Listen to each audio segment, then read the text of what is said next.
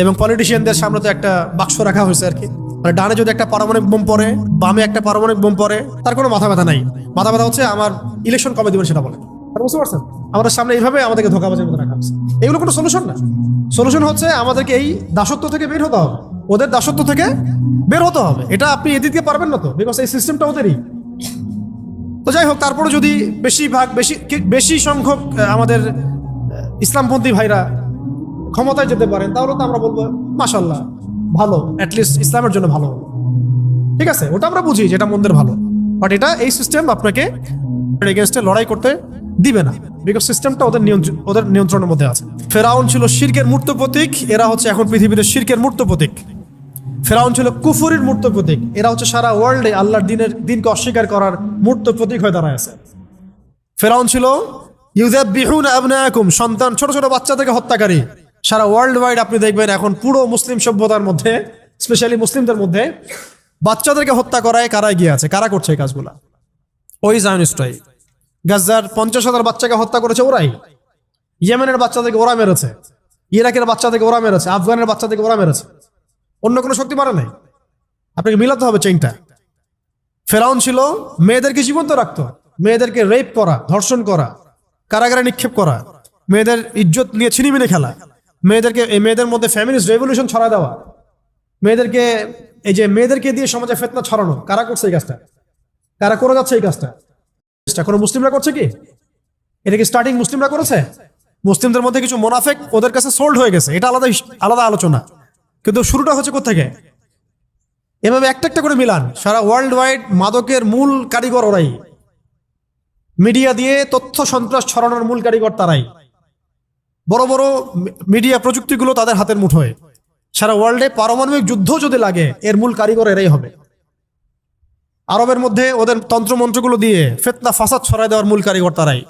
ফ্যামিলিস্ট revolution আসছে ওখান থেকে, সুদভিত্তিক ব্যাংকিং সিস্টেম আসছে ওদের ওখান থেকে। কয়টা নেবেন আপনি? সবগুলো বলতে পারবো আমি, একটা একটা করে বলতে পারবো, প্রত্যেকটা ওখান থেকে আসছে। পরে এটা সারা ওয়ার্ল্ড ওয়াইড গ্লোবালাইজেশন হয়ে গেছে। আপনারা এখনো অনুসারে দেখে চিনতে পারেন নাই কেন এটা গ্লোবাল সমস্যা হয়ে দাঁড়াচ্ছে, বিকজ এটা আসছে একটা গ্লোবাল ইস্যু থেকে, জায়গা থেকে। এটা কোনো আঞ্চলিক সমস্যা না, এগুলা আঞ্চলিকভাবে এটা সমাধান করা সম্ভব না। হ্যাঁ সম্ভব, যদি আমরা ইমানদার প্রজন্ম তৈরি করতে পারি এবং আমরা বলতে পারি আমার ঘরে আমি তাকে ঢুকতে দিব না, তাহলে আপনি করতে পারবেন। কিন্তু আমার ঘরে আমি তাকে ঢুকতে দিব না, মানে ঘর বলতে আমার নেশন, আমার জাতি, আমার দেশ, এটা বলার মতো সৎসাহস বা কজনের আছে? কারণ এখন তো রাষ্ট্র এই কাঠামোর মধ্যেই। দেখেন ওরা কি করতো, জুলুম কি করতো ফেরাউন, ব্যাপক জুলুম বনী ইসরাইলের উপরে। সারা ওয়ার্ল্ড ওয়াইড জুলুমের কারিগর কারা এখন? সারা ওয়ার্ল্ড ওয়াইড মানুষকে হত্যা করার কারিগর কারা? কাদের হাতে সারা বিশ্বের কোটি কোটি মানুষের রক্ত লেগে আছে বলেন? এটাই। আপনি ফেরাউনের ফাংশনের সাথে এই মুভমেন্টের ফাংশনটা মিলান, আর ওর উত্থানের সাল, ফেরাউনের লাশের সাল, এটাও মিলান। আল্লাহ পাক সবার সামনে দৃষ্টান্ত স্থাপন করে দিয়েছেন। শুধু তাই না, সে কি করেছিল? আনা রব্বুকুমুল আ'লা, কে বলেছিল আমি তোমাদের মহান রব? সারা বিশ্বের বুকে ধর্মকে সরাই দিয়ে খোদার আসনে বসার চেষ্টা করছে এই মুভমেন্টটা, জায়নিস্ট মুভমেন্ট। খেয়াল করছেন আপনারা? সারা ওয়ার্ল্ড ওয়াইড ধর্মের কনসেপ্টগুলোকে সরাই দিয়ে একটা নতুন কনসেপ্টের দিকে মানুষকে, হিউম্যানিজম, হ্যাঁ, তারপরে আরো কিছু আছে না ওদের কথা, কোনো ধর্মের প্রয়োজনে সব ধর্মই সমান, ধর্ম থেকে বের হও, এথিজমে চলে আসো, ধর্মের কোনো, এই যুগে আবার ধর্ম পালন করে মানুষ। পুরো ওয়ার্ল্ডকে ধর্মহীন করা এবং নিজেকে রবের আসনে বসানোর মূল কারিগরও এরাই সব ছড়িয়ে দিয়েছে সারা ওয়ার্ল্ড ওয়াইড। একটা একটা করে পাপের কথাই বলেন আর ফেরাউনের ফাংশনের কথাই বলেন, দেখবেন এগুলোর সাথে এদের সরাসরি কানেকশন আছে। ইভেন প্রযুক্তিগত উৎকর্ষের পিছনেও, নিউক্লিয়ার ওয়েপন্সের পিছনেও, মুসলিম নিধনের পিছনেও ইউনাইটেড নেশনস তো তারাই করেছে। ওয়ার্ল্ড ব্যাংক দিয়ে আমাদের রক্ত চোষা হয়েছে, এখনো হচ্ছে। ইসলামিক কারেন্সি উঠাই দেওয়া হয়েছে, কি করা হয় নাই?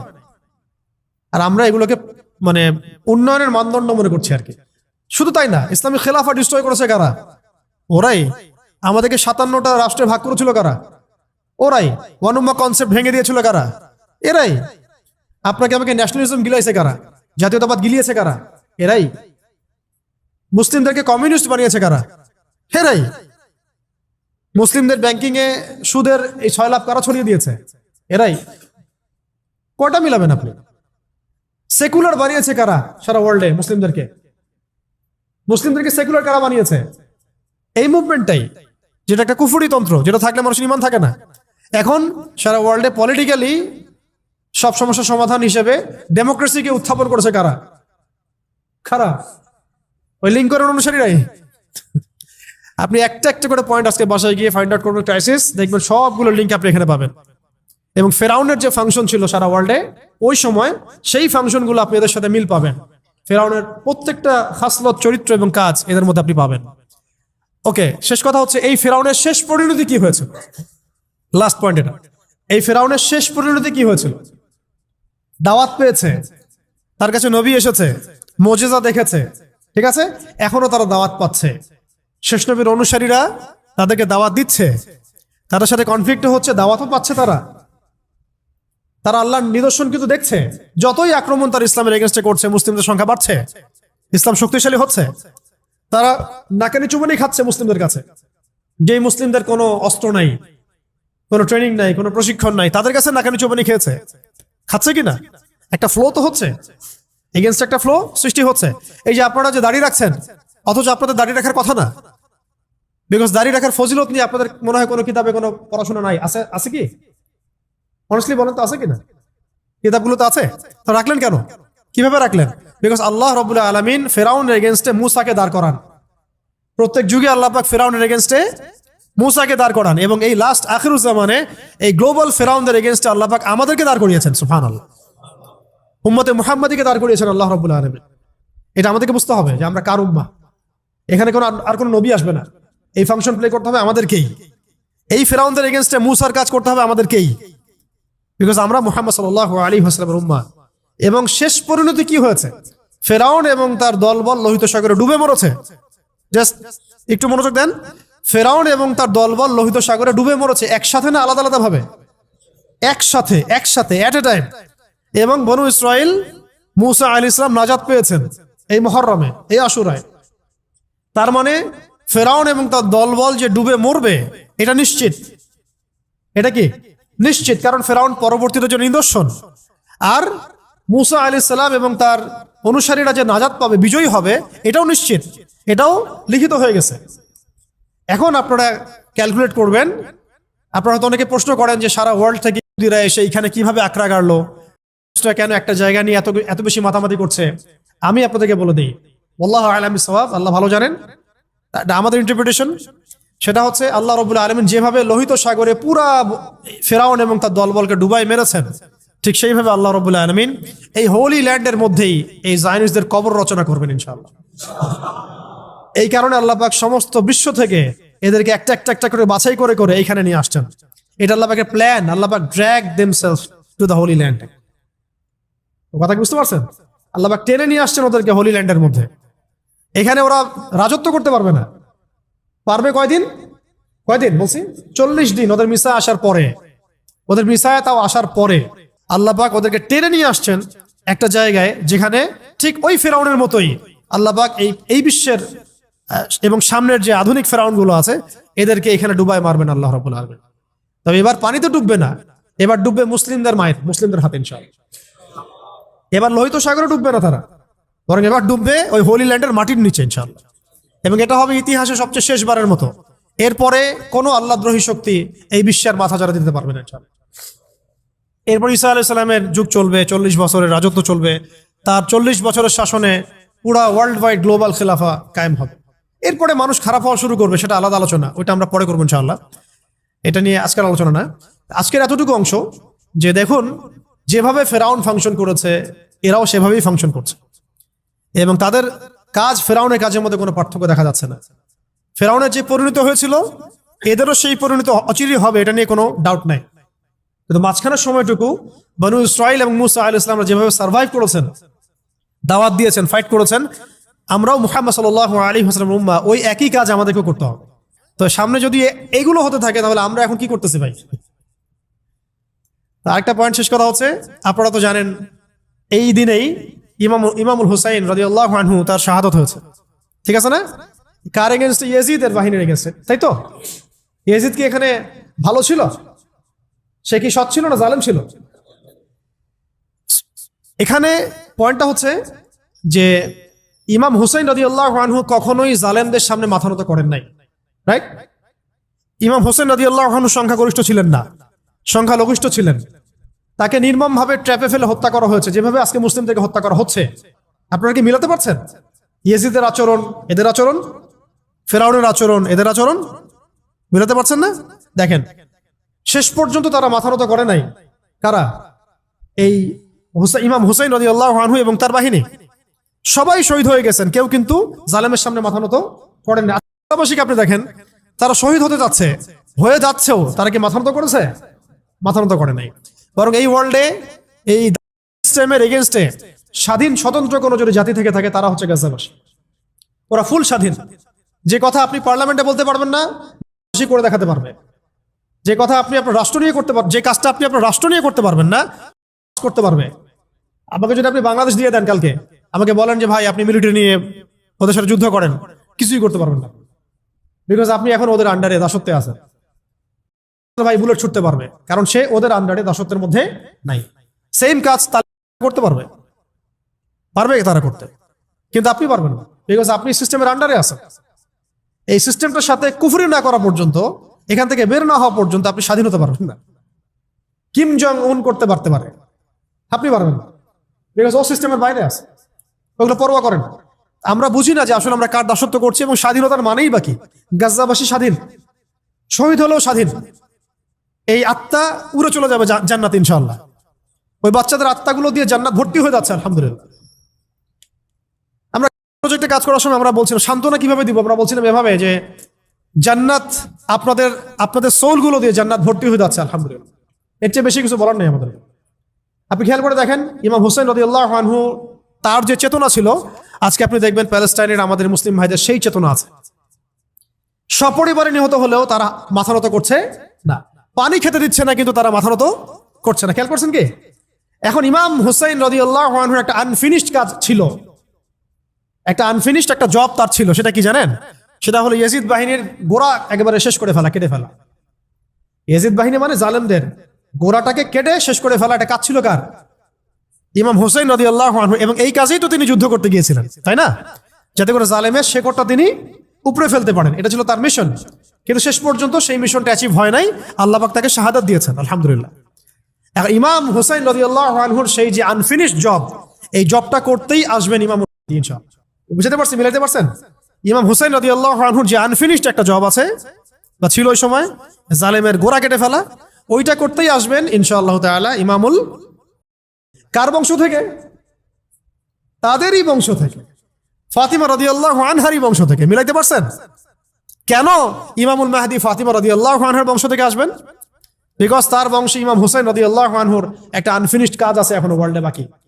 সেটা হলো ওয়ার্ল্ডের তিনি যে সময় ওয়ার্ল্ডে আসবেন, ওই সময়ের ফেরাউন, ওই সময়ের জালেম, ওই সময়ের কাফের মুশরিকদের গোড়া কেটে ফেলা।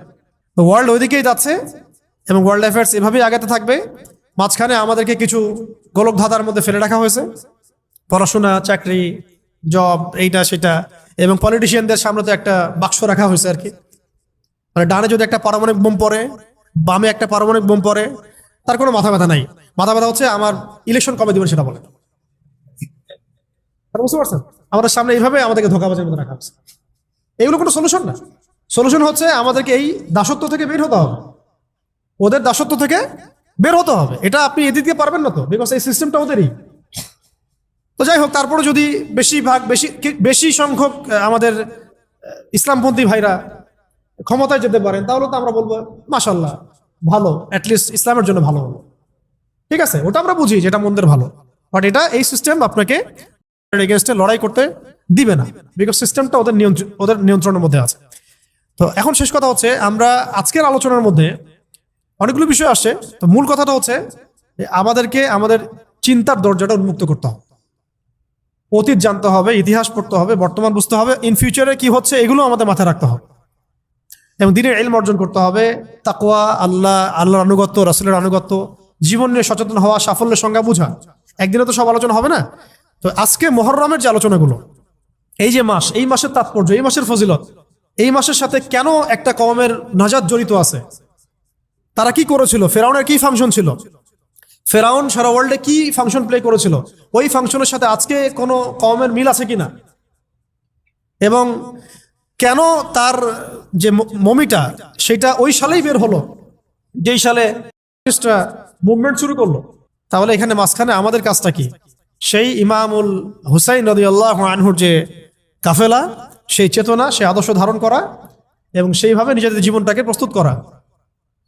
যদি আল্লাহ পাক সেই সুযোগ দেন, যেন সুযোগটা হাতছাড়া না হয়। ব্লাড খুব প্রেশিয়াস জিনিস, এটা যেখানে সেখানে দিতে হয় না।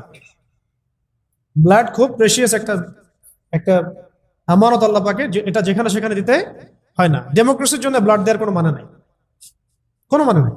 সেকুলারিজমের জন্য ব্লাড দেওয়ার মধ্যে কোনো সার্থকতা নেই। কমিউনিজমের জন্য ব্লাড দিয়ে কোনো লাভ নাই। জাতীয়তাবাদের জন্য ব্লাড দিয়েও কোনো লাভ নাই। ব্লাড দিতে হবে আল্লাহর দ্বীনের জন্য, যেটা ইমাম হুসেন রাদিয়াল্লাহু আনহু দিয়েছেন। তিনি ন্যাশনালিজমের জন্য দেন নাই, তিনি কোনো তন্ত্রমন্ত্রের জন্য দেন নাই, তিনি দিয়েছেন কার জন্য? আল্লাহর জন্য। তো আগামী দিনগুলোতেও জালেমদের পতন হবে ইনশাআল্লাহ। ঠিক যে পরিণতি হয়েছে ফেরাউনের, সেটা হবে এই যুগের ফেরাউনদেরও। আল্লাহ পাক ওদেরকে এক জায়গায় জড়ো করেছেন একসাথে ধ্বংস করার জন্য। অতএব এখন যা হচ্ছে আমাদের সামনে, এগুলো নিয়ে মোটেই বিচলিত হবেন না। ভাববেন না যে আমাদের শক্তি কম, আমরা পারছি না, মুসলিমদের মনে হয় আর উন্নতি হবে না, সব শেষ হয়ে যাচ্ছে। মোটেই না, এগুলো হচ্ছে একটা পরীক্ষা। আল্লাহ পাক দেখতে চাচ্ছেন যে আমরা পরীক্ষায় কতটুকু ভালো করি, কতটুকু খারাপ করি, এবং এগুলোর মধ্য দিয়ে আল্লাহ পাক আমাদেরকে তৈরি করতে চাচ্ছেন। ওয়ার্ল্ডের এগুলো স্পষ্ট হওয়ার পরেও যদি আমাদের চোখ না খোলে, তাহলে বলতে হবে আমাদের আধ্যাত্মিক অন্ধত্ব আছে। এই অন্ধত্ব দূর করার জন্য আমরা সবাইকে বেশি বেশি তাজকিয়ার চর্চা করতে হবে। দিনের প্রত্যেকটা বিষয়ে, বেসিক ফান্ডামেন্টাল বিষয়কে মেনে চলতে হবে। আল্লাহ পাক আমাদের সবাইকে আজকের আলোচনার মূল বিষয়গুলো বোঝার তৌফিক দান করেন। এবং মানে আমি চাচ্ছি ক্রিয়েটিভ কিছু থিঙ্কার তৈরি হোক। মানে ক্রিয়েটিভ থিঙ্কার আমাদের দরকার। আচ্ছা, একটা জিনিস পড়লাম, মুখস্থ করলাম না, আপনি ভাবেন, চিন্তা করেন। আমি যেগুলো বললাম সেগুলোই সব না, আর অনেক চিন্তা আসতে পারে এখানে, আর অনেক চিন্তা আসতে পারে। লাস্ট 300 বছরের হিস্ট্রি জানা দরকার, ওদের ফাংশন জানা দরকার, ওদের প্ল্যান জানা দরকার, ঠিক আছে? এবং আমাদের ল্যাকিংস গুলোকে ফাইন্ড আউট করা দরকার, এবং আমাদের ক্রাইসিস গুলো লিস্ট আউট করা, এবং সলিউশন কি হতে পারে এটা আমাদেরকে বের করতে হবে। আজকে এগুলো বলে দিব না, আপনারা নিজেরা এগুলো ফাইন্ড আউট করবেন। পরে ইনশাল্লাহ কোনো একদিন আমরা চলমান সংকট সমাধান এগুলো নিয়ে কথা বলবো ইনশাল্লাহ। ঠিক আছে, আজকে এইটুক থাক, অনেক দেরি হয়ে গেছে। আপনাদের সবাইকে জাযাকুমুল্লাহ খায়রান আজকের এই আয়োজনটাকে সফল করার জন্য। ইনশাআল্লাহ আল্লাহ পাক চাইলে আমরা প্রতি মাসে একটা করে দার্স চালু রাখতে পারি ইনশাআল্লাহ। তো সবাই দোয়ায় শরীক হই, সামান্য একটু দোয়া করা উচিত। আমরা দোয়া করি, সবাই আমিন বলবো। আমরা দোয়া করি যেন আল্লাহ পাক আমাদের সবাইকে দ্বীনের সহি বুঝ দান করেন, হৃদয়ের অন্ধত্বগুলো দূর করে দেন, এবং আল্লাহর দ্বীনের যে জ্ঞান অর্জন না করলে আমরা মুমিন থাকতে পারছি না, ওই জ্ঞানটুকু অর্জন করার তৌফিক দান করেন। যা জ্ঞান হাসিল করব এই অনুযায়ী আমল করার তৌফিক দান করেন। লাইফ সম্পর্কে সিরিয়াস হওয়ার তৌফিক দান করেন, এবং সাফল্যের মানে অরিজিনাল যে ডেফিনেশন এটা বোঝার তৌফিক দান করেন। নিজের লাইফের রোডম্যাপ সাজিয়ে ফেলার তৌফিক দান করেন, এবং চিন্তার জগৎটা আল্লাহ পাক উন্মুক্ত করে দেন। আরো বলবো যে বর্তমান সময়ের যে মানে ইসলাম বিরোধী যে তৎপরতাগুলা, এগুলো বোঝার তৌফিক আল্লাহ পাক আমাদেরকে দান করেন। এদের এগেনস্টে আমরা কিভাবে কাজ করব, এটাকে ঠান্ডা মাথায় বসে বুঝে ঐক্যবদ্ধভাবে কাজ করার তৌফিক দান। একা একা আপনি এই প্রবলেমগুলো সলভ করতে পারবেন না। তাই আমরা মাশওয়ারা ভিত্তিক চলবো ইনশাআল্লাহ, প্রজ্ঞা অবলম্বন করব, সবাইকে দাওয়াত দিব, দাওয়াতের মেহনত অব্যাহত রাখবো ইনশাআল্লাহ। বিজয় আমাদের হাতে লেখা আছে, আমাদের কপালেই বিজয় লেখা আছে। এটা কোরআন বলছে, হাদিস বলছে, এবং আমি বললাম তো আখিরুজ্জামানের পুরো সিলসিলাটাই বলে দিচ্ছে যে সামনে কি হবে ইনশাআল্লাহ। এই বাকি মাঝখানের সময়টুকু আল্লাহর প্রতি তাওয়াক্কুল রেখে ঈমান আমলের চর্চা বাড়িয়ে ঐক্যবদ্ধ থেকে আলেম ওলামা সহবতে থেকে মাশওয়ারা ভিত্তিক আমরা চলবো ইনশাআল্লাহ, এবং ধারাবাহিকতা বজায় রাখা, ইস্তেকামা বজায় রাখা। আর জীবনের যে বিষয়গুলো হতাশাপূর্ণ, এগুলো নিয়ে আপনারা এত বেশি উদ্বিগ্ন হবেন না। শেষ কথা হচ্ছে আল্লাহর হয়ে যান, আল্লাহ আপনার হয়ে যাবে ইনশাআল্লাহ। মানে আল্লাহর হয়ে যান আপনি, আল্লাহ আপনার হয়ে যাবে ইনশাআল্লাহ। কোনো কিছু নিয়ে চিন্তা করবেন না, উদ্বিগ্ন হবেন না। রিজিক, পেরেশানি, বাবা মা, চাকরি বাকরি, ব্যবসা বাণিজ্য, এত উদ্বিগ্ন হওয়ার কিচ্ছু নেই ভাই, কিচ্ছু নেই আসলেই। রিজিক আল্লাহ দিবেন, সমস্যা আল্লাহ সলভ করবেন। আপনার প্ল্যান, আপনার লাইফ নিয়ে আল্লাহ পাকের মাস্টার প্ল্যান আছে। আপনার লাইফ নিয়ে কার মাস্টার প্ল্যান আছে? আল্লাহ পাকের। আপনি আল্লাহর কাছে ছেড়ে দেন সবকিছু, চেষ্টা করেন কিন্তু আপনি আল্লাহর কাছে ছেড়ে দেন, আল্লাহর আদেশ নিষেধ মেনে চলেন, আল্লাহ আপনার জন্য যথেষ্ট হয়ে যাবে ইনশাআল্লাহ।